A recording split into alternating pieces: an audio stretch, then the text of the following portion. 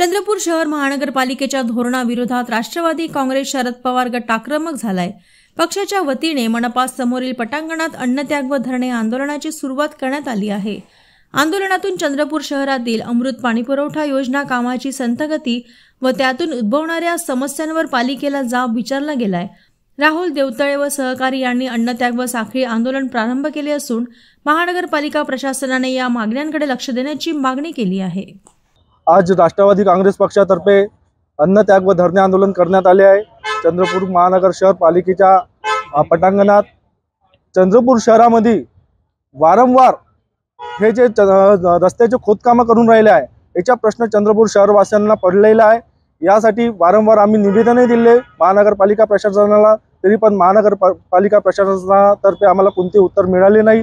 त्यानंतर चंद्रपूर शहरातील महानगरपालिका प्रशासनाच्या हद्दीतील डॉक्टर रवींद्रनाथ टागोर प्राथमिक शाळा व नरकेसरी अभ्यंकर शाळा हे बंद करण्यात आली। त्या बंद शाळेमध्ये अभ्यासिका देण्यात यावी यासाठी मागील वर्षापासून राष्ट्रवादी काँग्रेस पक्षातर्फे आम्ही इच्छा आयुक्तांना व जिल्हाधिकाऱ्यांना पत्रव्यवहार केले, तरी त्या पत्राचे आम्हाला कोणते अजूनपर्यंत सडोतोड उत्तर मिळाले नाही।